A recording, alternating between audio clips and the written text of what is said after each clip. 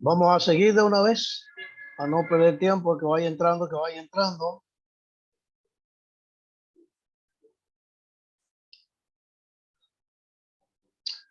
Muy bien. Ya saben entonces que los líquidos, la mayoría no son compresibles. O sea, no se pueden comprimir. La mayoría, ¿eh? Hay algunos que se comprimen algo, un poco. Ok, seguimos aquí. El estado gaseoso, ya nosotros vimos el estado gaseoso. Prácticamente, cuando vimos las leyes de los gases, no tenemos que insistir mucho, pero si mantenemos la temperatura constante y ejercemos una presión sobre un gas, su volumen disminuye. Si se eleva por su compresibilidad, porque se comprime fácilmente. Si usted aumenta la presión, el volumen disminuye. Esa la vimos, que es la ley de Boyle. ¿Ok? Debido a que prácticamente no hay fuerza entre las partículas y están a grande distancia entre ellas. El estado gaseoso a presión constante, ya vimos. Si la presión es constante, aumenta la temperatura, el volumen aumenta. La ley de Charles. El estado gaseoso también a un volumen constante, si aumenta la presión aumenta si mantenemos el volumen constante y aumentamos la temperatura. La ley de Charles-Mariotte. Ahí están las leyes, todas las leyes. ¿Ok? Por eso no lo vamos a ver de nuevo. Ahora vamos a ver la fusión. La fusión. Cambio de estado de sólido a líquido. Se llama fusión. También se llama licuefacción, que es más propio. Porque la fusión solamente se utiliza normalmente para metales. Pero también nosotros hablamos de licuefacción para todos los sólidos que se vuelven líquidos. Se llama licuefacción. Dice Yaniri que no la deja entrar. Yo me doy cuenta que ha intentado como 10 veces. ¿Qué hacemos? ¿Qué hacemos?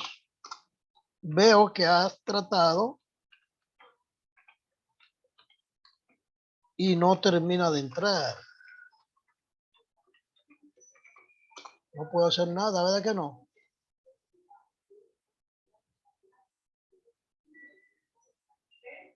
¿Ok? No podemos hacer nada, Yaniris. Tiene que revisar su cosa. ¿Eh? Líquidos. Ok, usted sabe entonces que de sólido a líquido se llama licuefacción. Ok. Si es de un líquido, de un sólido que es blando, que es un poco blando, como por ejemplo la cera, la parafina, no se dice licuefacción, normalmente le decimos que se derrite, derretimiento. Entonces usan las tres, derretir, fundir o licuar. Las tres se utilizan. Ok. Ahora, hay un calor de fusión que se llama, hay un calor de fusión que es la cantidad de calor que se necesita para que un gramo de un sólido pase del estado sólido al estado líquido. O sea, para fundir un gramo del sólido, de un sólido cualquiera, se necesita una cantidad de calor. Bueno, eso se llama calor latente de fusión. Ese calor de fusión es diferente para todos los sólidos. Es diferente para todos los sólidos, el calor de fusión. ¿Por qué? Porque los sólidos tienen diferentes temperaturas de fusión. ¿Ok? La temperatura de fusión es otra cosa. Entonces, la temperatura elimina, en esa separación se elimina la estructura cristalina y se vuelve líquido. en la fundición o en la liquefacción o cuando se derrite, como usted lo quiera decir. Entonces, cada sustancia sólida, cuando usted la convierte de sólido a líquido, 1 gramo se llama calor de latente de fusión. Los joules por kilogramo. Los joules por kilogramo. O joule por gramo. Realmente debe ser joule por gramo porque es para 1 gramo. Es para 1 gramo. ¿Ok? Cuando el estado que cambia es de evaporación, es de líquido a gas. De líquido a gas se llama calor de evaporación, calor de vaporización. Y es el calor que se necesita para evaporar 1 gramo de un líquido que pase de líquido a gas. Fíjense una cosa, para que vean 3 cosas diferentes. Usted tiene agua y la pone a calentar en una estufa. Cuando llega a 100 grados, ha consumido mucho calor, ¿verdad que sí? Y se ha guardado en el agua. ¿Por qué se ha guardado? Bueno, porque solamente ha servido para calentarlo de 0 grados a 100 grados, que es la temperatura máxima que tiene el agua a presión ambiental, a presión atmosférica. Entonces, ¿qué pasa? Ese calor que se ganó el agua antes de evaporarse se llama capacidad calorífica.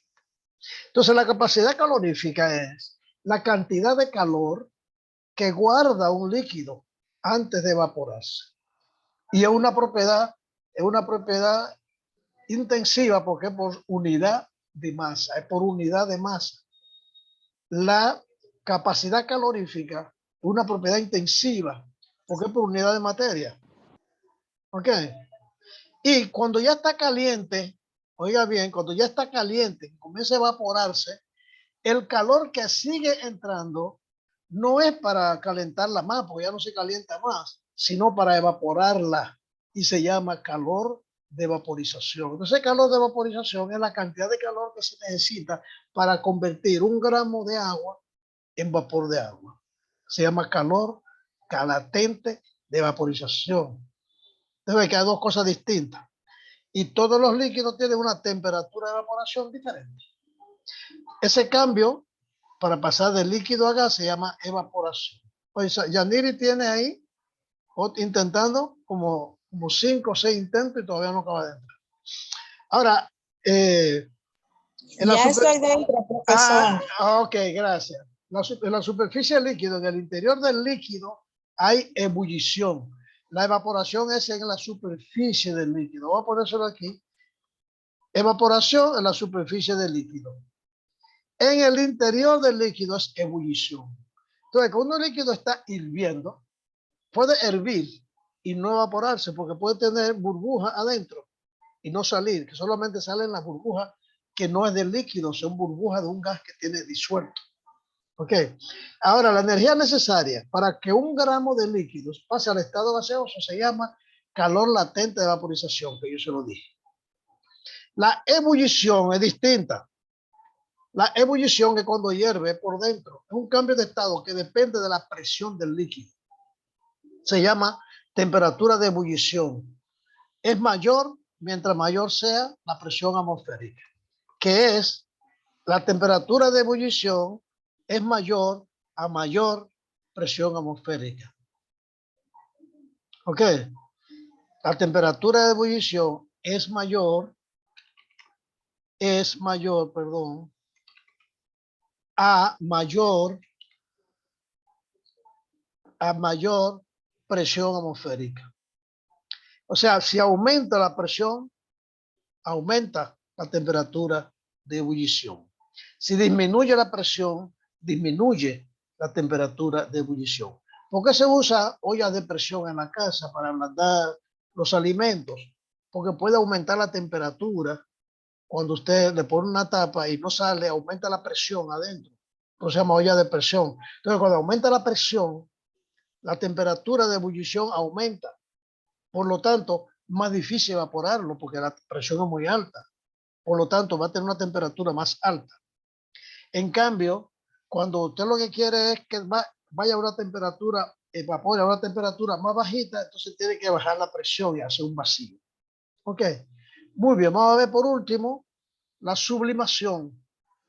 La sublimación es un estado del sólido al gas.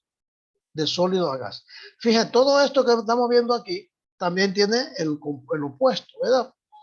Es cuando se enfría un gas, y pasa directo a sólido, se llama sublimación inversa o deposición. Pero la sublimación es cuando un sólido va directo a gas, se llama sublimación.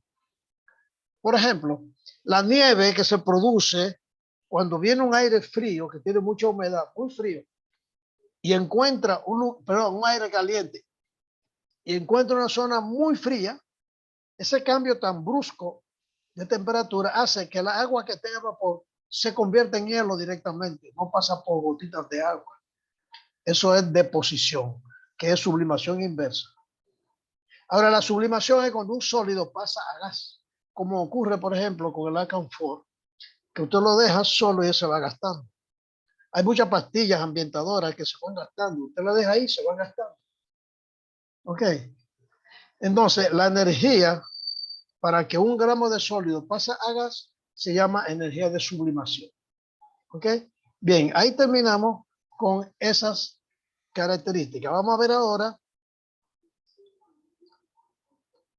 los estados, las propiedades vistas. Vamos a ver un poquito más rápido. Solamente voy a mencionar los que cambian mucho. ¿Ok? El estado líquido y la característica física. Vamos a ir directamente a la característica física con algunos ejemplos. No vamos a decir que el estado líquido, ya ustedes saben, ¿verdad? Vamos a ver la característica del líquido rápidamente. Propiedades y características del estado líquido. Primero, los líquidos no tienen forma propia, adquieren la forma del lugar donde están. Muy bien. Un vaso de agua va a tener la misma forma del agua, es al revés. El agua va a tener la forma del vaso. ¿Ok? La fluidez. Los líquidos fluyen. O sea, puede haber un chorro de líquido. Igualmente con los gases.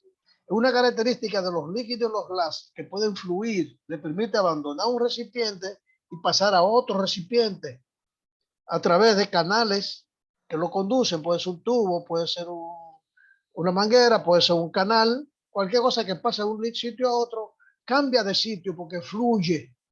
Eso solamente lo tienen los gases y los líquidos. El sólido no fluye. La viscosidad. Mire, la viscosidad de los líquidos es la resistencia a fluir. O sea, cuando usted empuja un líquido, si él se va, es porque es poco fluido, poco viscoso. Pero si usted empuja un líquido y no se va fácilmente, es porque es muy viscoso. Y puede ser tan viscoso que no se va y mejor se rompe. Usted no lo empuja, mejor se rompe. Si usted trata de empujar miel de abeja, usted no la va a poder empujar. Porque con lo que sea que usted lo empuja, le va a penetrar así, lo va a romper.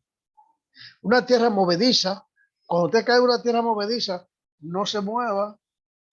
Mientras más fuerza usted hace, más se hunde. Porque no transmite cantidad de movimiento. O sea, no se traslada, no fluye.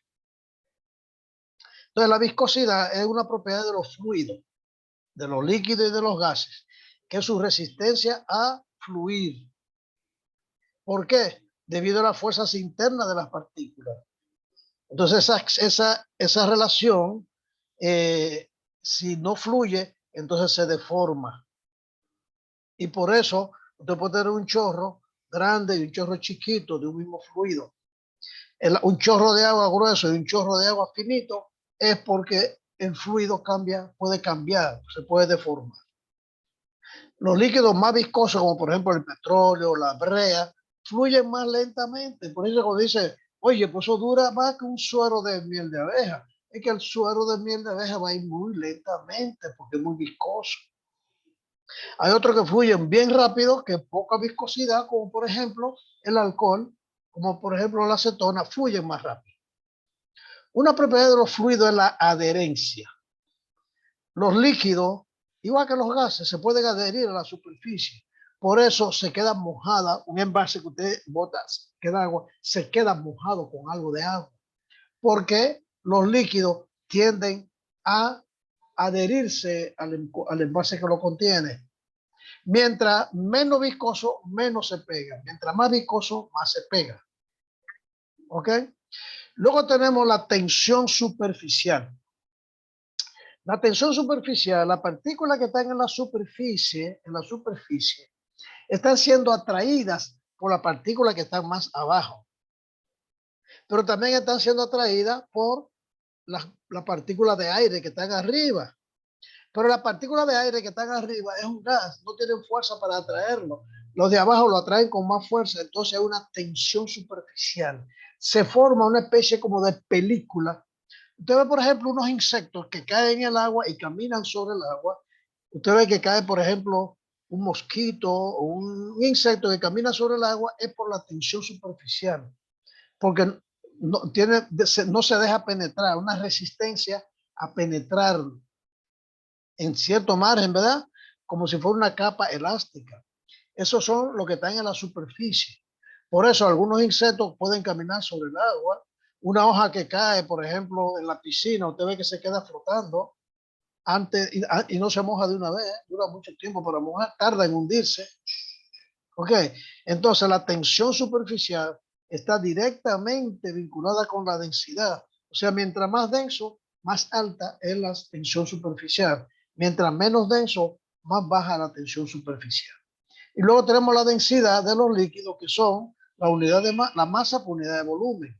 O sea, las partículas de un líquido se mantienen juntas y con cohesión. ¿Por qué? Gracias a su margen de densidad. Es mucho menor en los sólidos, pero aún así también les brinda un volumen determinado, la densidad. O sea, la densidad es una propiedad intensiva de los líquidos, que es la masa por unidad de volumen. Y lo inverso de la densidad es el volumen específico, que es el volumen por cada unidad de masa. Se llama volumen específico. Lo inverso de la densidad es volumen específico. O sea, si la densidad es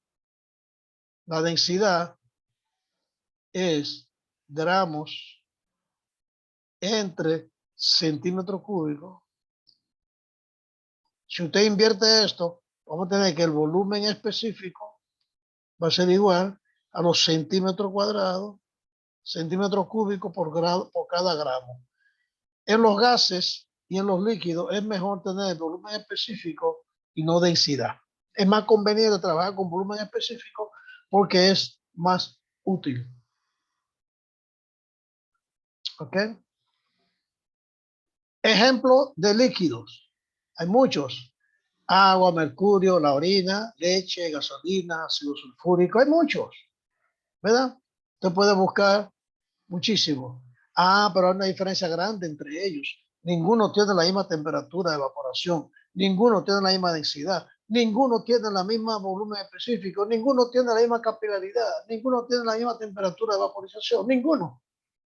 Son totalmente distintos, son únicos. El agua, la sustancia más común del planeta, es el solvente universal, de todos los conocidos. Es el líquido por excelencia a temperatura ambiente. Aunque en ella puede haber numerosas sustancias disueltas, pero su estado de liquidez se conserva. Siempre va a ser líquido.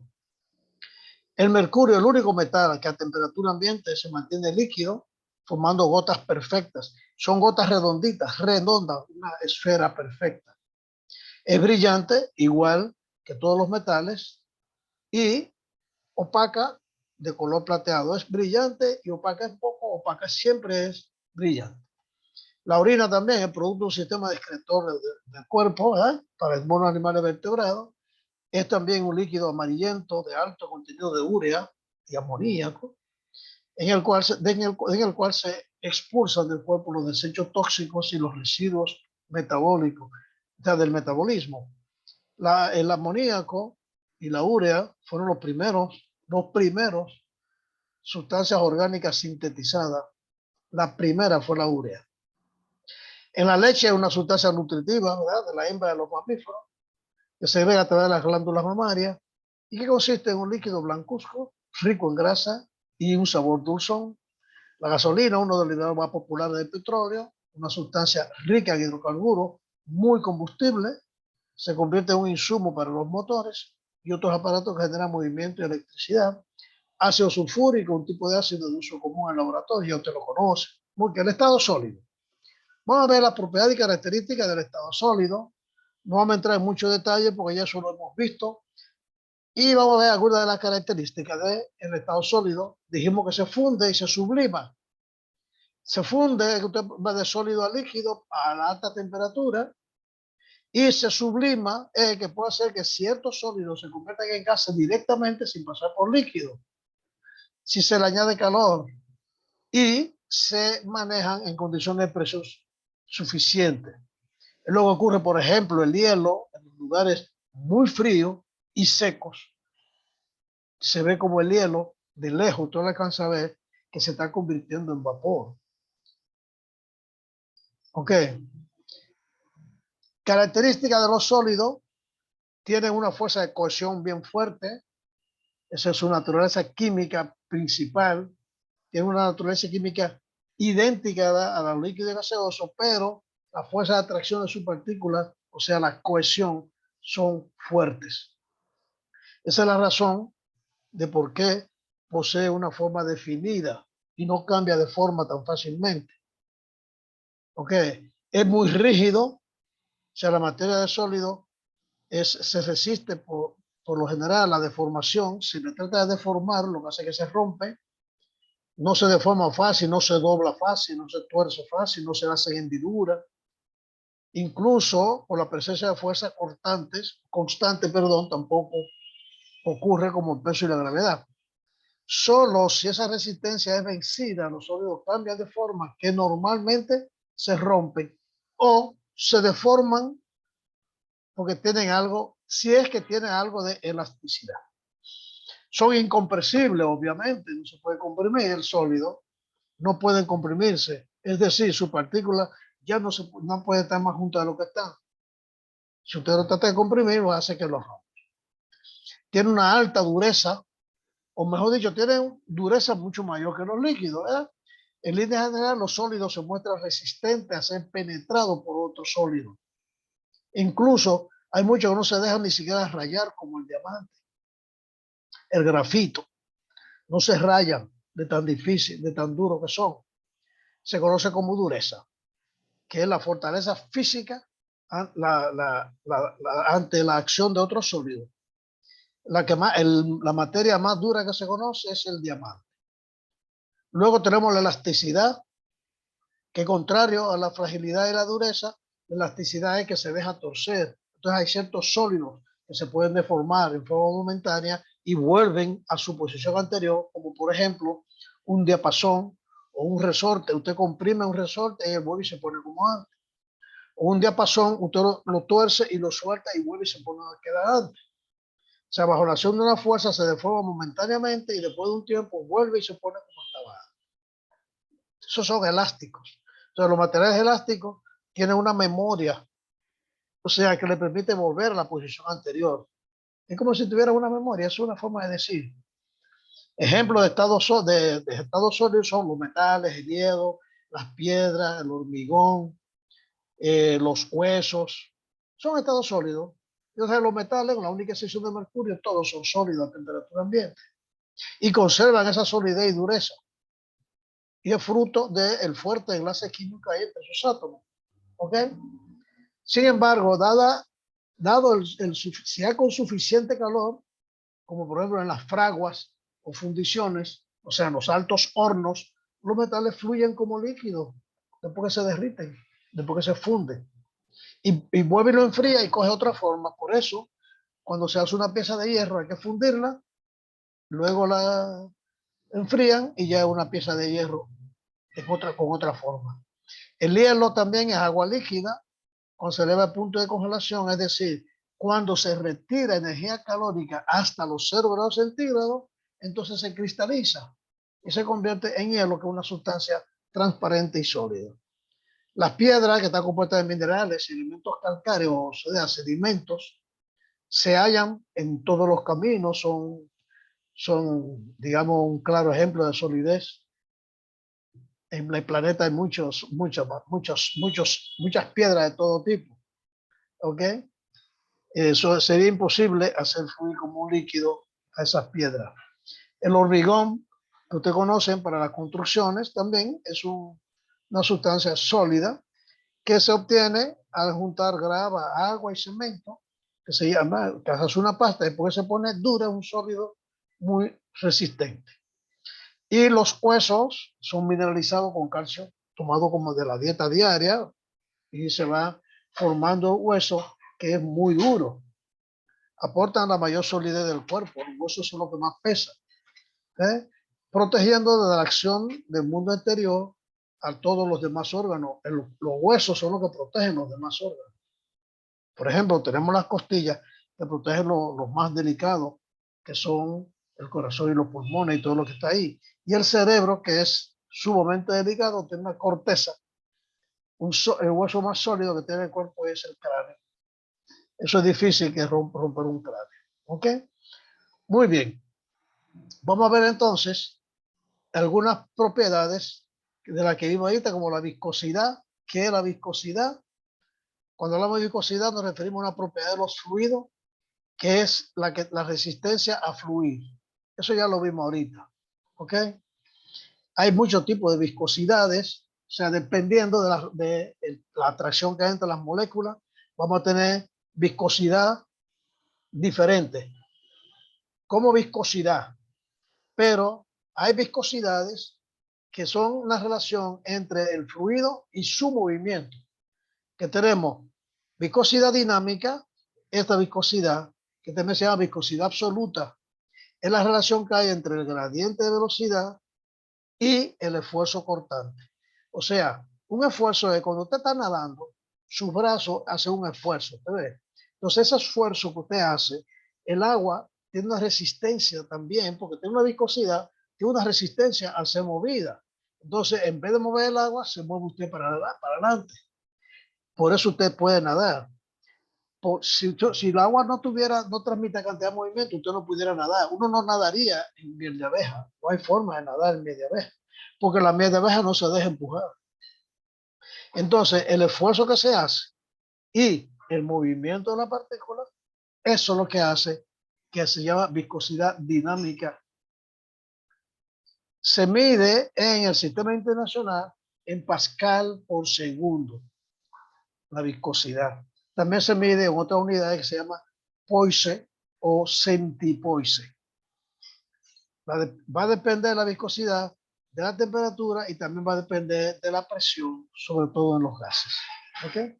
Luego tenemos otra viscosidad, que es la viscosidad cinemática. ¿Qué es la viscosidad cinemática? Esa viscosidad se calcula dividiendo la densidad entre la viscosidad, dividiendo la viscosidad dinámica entre la densidad. O sea, en un fluido a temperatura constante, esa viscosidad cinemática se calcula dividiendo esta viscosidad entre la densidad. Entre la densidad. ¿Ok? Y se expresa el resultado en metro cuadrado por segundo. O sea, las unidades son, vamos a decir que la viscosidad cinemática va a ser igual a la viscosidad dinámica entre la densidad. Y esto nos va a dar unas unidades de centímetro cuadrado por segundo. Porque es una difusividad. Es una difusividad. Eso es viscosidad cinemática. Y esta viscosidad dinámica o viscosidad mecánica es la viscosidad propia del fluido.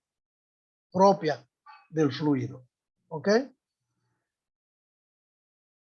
Luego tenemos una viscosidad extensional.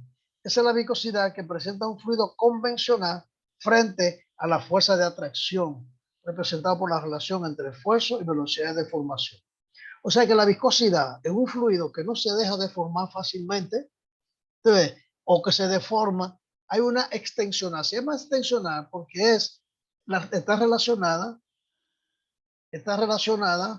con el esfuerzo que usted hace y la deformación que hay dependiendo de la tracción, una fuerza de tracción, que es la relación entre el esfuerzo y la velocidad de deformación. Un esfuerzo va a hacer que se deforme. Entonces, a mayor deformación, por un mismo esfuerzo, va a tener mayor viscosidad extensional. ¿Ok? Y finalmente la viscosidad aparente, que es la que resulta de dividir el esfuerzo cortante entre la velocidad de formación del fluido. ¿Ok? La viscosidad del agua, ya sabemos que a temperatura ambiente y a una atmósfera de presión es igual a 1, la viscosidad. O sea, 1 puede dar a menos 3 newton metros segundo cuadrado. Sin embargo, esa viscosidad del agua a 90 grados, es decir, a una temperatura más alta, que ya casi está por hervir, su viscosidad varía mucho y va a ser 0.32 puede dar a menos 3. Aquí es 1 puede dar a menos 3 a temperatura ambiente. 1, la viscosidad de 1. O sea, 0.001. Como estos son newton segundo metro cuadrado, cuando cambiemos, cuando aumenta la temperatura, baja de 1 a 0.32 la viscosidad. Entonces es un ejemplo de viscosidad. Mire cómo ese líquido está cayendo ahí. La glicerina es muy viscosa. La viscosidad de la glicerina es 1.5, una vez y media la del agua. Es mucho más viscosa que el agua. Algunos ejemplos de viscosidad, por ejemplo, la glicerina 1.5, el aceite de motor es 0.03, usted ve muy poco viscoso. La gasolina es 2.9 por 10 a la menos 4, o sea, 10 a la menos 4 es muchísimo menos. ¿Ok? La viscosidad de la sangre es 4, parecida, un poco más que la gasolina, pero esa es su viscosidad. Y estos son newtons segundo metro cuadrado, que puede ser pascal por metro, pascal por segundo, porque eso es lo que es un pascal. Newton metro cuadrado, un pascal por segundo. El aire es 1.8 puede dar a menos 5 y el dióxido de carbono. Y así se puede buscar la densidad, pero la viscosidad obviamente cambia con la temperatura y cambia con la presión. Por eso la viscosidad siempre hay que decir a qué temperatura y a qué presión. Si usted no dice eso, no está diciendo nada, porque todos los fluidos cambian su viscosidad si cambia la temperatura y si cambia la presión. Vamos a dejar de presentar. Vamos a ver quién está aquí. Le voy a sacar una foto porque solamente hay 12 de 18. Hay 2 que pusieron excusa atendible, por causas atendibles. Así es que voy a sacar una foto a la pantalla para pasar la lista y pasarla de una vez, porque si no la paso de una vez, caramba, me quedó bien. Un momentito. Eso tiene bueno la universidad, que hay que pasar la lista de una vez, porque si no la paso hoy, ya mañana no me la deja pasar. Qué barbaridad. No es correcto eso. Miren, hay otro documento que yo quiero que ustedes lo vean. Ok, vamos a verlo. Vamos a verlo, que son estados sólidos y líquidos de la materia. Solamente estados sólidos y líquidos de la materia. Cuando abra, se lo voy a mostrar nada más. Tienen que estudiarlo. ¿Ok? Tienen que estudiarlo. Es un documento mucho más extenso, por eso no se lo presento. ¿Ok? Los diferentes tipos de sólidos, diferentes tipos de líquidos, sus propiedades, sus características, cómo están organizados. Es un estudio un poco más, un poquito más detalle, un poco más en detalle. Así que vamos a compartir para mostrársela. Tienen que leerlo. ¿Ok? Tienen que leerlo. Ustedes, aquí tenemos este documento que es estados sólidos y líquidos de la materia. Solamente estados sólidos y líquidos. ¿Ok? Propiedades macroscópicas y la clasificación de los sólidos. Macroscópicas son grandes, propiedades grandes. Después hay propiedades microscópicas. ¿Ok? Ahora dicen los sólidos cristalinos y amorfos. Amorfos no tienen una forma fija, como los cristales que sí tienen una forma fija. Por ejemplo, los cristalinos, un sólido con sus átomos, iones y moléculas se conectan en una estructura ordenada, es decir, ocupa posiciones específicas, como por ejemplo el hierro, la sal, el diamante. Pero un amorfo es que no tiene forma. Un sólido amorfo, por ejemplo, sería la manteca, la goma, el vidrio, son amorfos. Cuando dice vidrio, un vidrio que se seca lentamente, que se seca rápido, perdón, porque se seca lentamente, da tiempo a formarse. Los cristales tienen caras, por eso ustedes como se talla un diamante con diferentes caras, ¿ok? Esos tipos de sólidos cristalinos que vemos ahí, esa tablita, así se organizan los sólidos cristalinos. Esos son anisotrópicos. Eso quiere decir que no tienen la misma organización en todas las direcciones. Se llama anisotrópico. Isotrópico es cuando son iguales en todas las direcciones. Por ejemplo, esos son isotrópicos, que son iguales por donde quiera. ¿Ok? Entonces, empaquetamiento como esfera, porque todas las moléculas son esferas. Aquí, esos puntitos representan una esfera, o sea, representan una molécula. Todas las moléculas son esféricas. ¿Ok? Por eso, usted lo puede presentar en sólido como 8 esferas. Usted ve 8 esferas. Aquí están los puntitos negros, pero están pegados. Realmente están pegados. Eso es una estructura. Esta es una que tiene en el centro 1. Usted ve, esta es misma, pero tiene una en el centro. Esta es la misma, pero tiene 4 en los medios. Usted ve, una aquí, una aquí, una aquí y otra aquí. En los medios tiene 4. Usted ve, entre estos tiene esta. En esa tiene esta. En esa tiene esta. Y en esta tiene esta. Entonces esos 4 están en los medios, hacen otra forma, pero una estructura cristalina. ¿Usted ve? Por ejemplo, esta que tiene 16, tiene 16. Esta se puede ir pegándole otra al lado, otra al lado, otra al lado, otra al lado, y va teniendo cada vez menos vértices.